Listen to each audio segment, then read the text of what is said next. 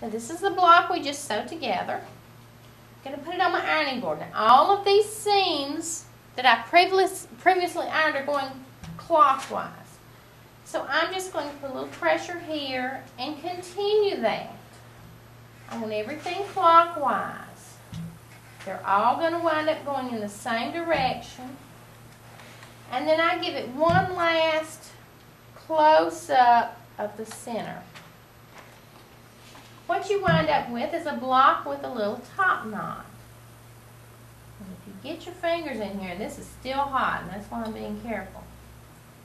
Take your fingers and try to open this up. And sometimes they open better than others, but as long as we get what we want done, we don't care.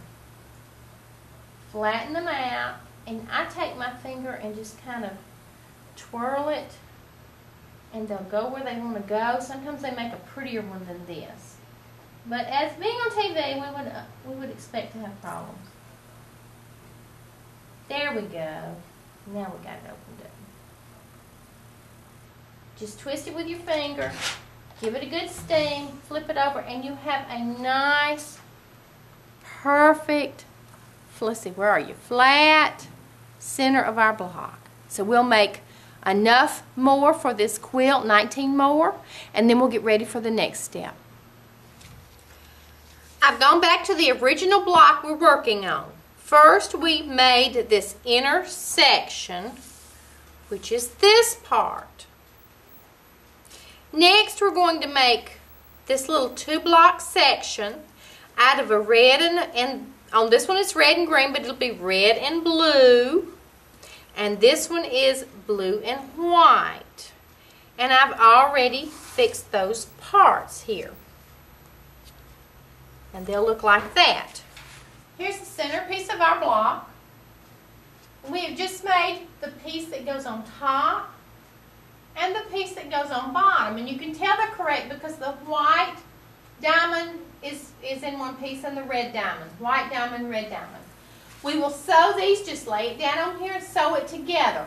I've ironed the seams in the same direction again as the others were going, so they will lock right here and right here. So we'll get those pieces on next.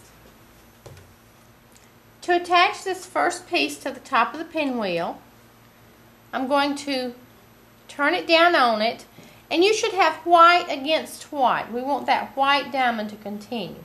Get the top edge and the right edge even. Let that little ear stick out. Don't worry about that. Just get the actual sides of the blocks together. Take a few stitches, and then come down here and nudge these together really good. We're going to sew almost to the center, and then I'll show you the trick. When you get ready to sew over this, you want the side with the V. There's a V right here where these two seams come together on the blue and the white. You want to sew just below that V, and I'll show you a little bit better in a minute. As you're sewing along, you want to pull those snug and get a hold of it. And then sew just below the V, and then when you get through there, lay your needle down and come down here and even up these edges.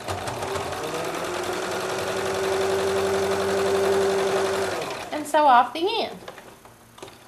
We'll do that to the other end, and when we press these out, voila, we have our diamonds on that end.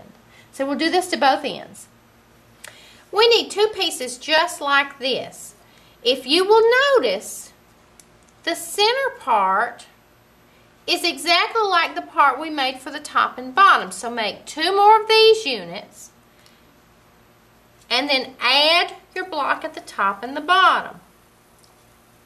Just like this. If you break these quilts down into simple steps, they're not hard. So we'll get 2 of these made now.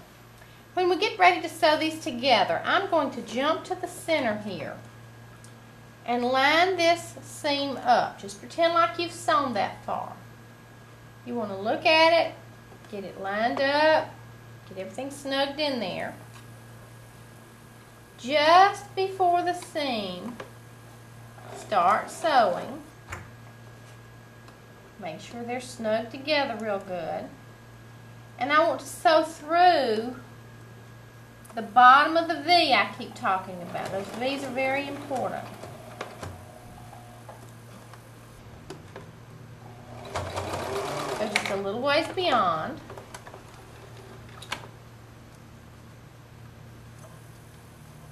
And open it out and see if it looks right. If it does, then flip it the opposite way. In other words, the side you just sewed is now on the bottom because we want to be able to see these other two V's as we sew. So we're going to start at the end. You should have your plain block on the bottom and your half white, half blue one on top. Get it up under there.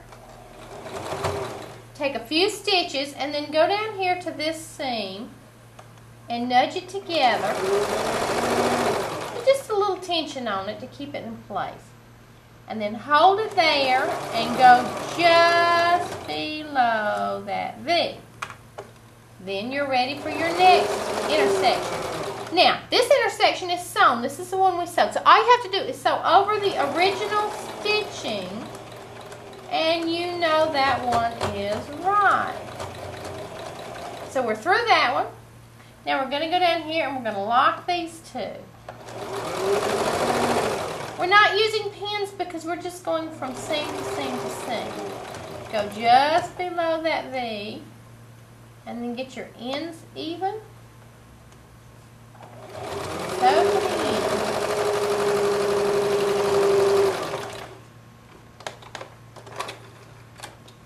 And hopefully we have some very good looking points. That looks good. Now we'll do the other side that way and we will have a completed block.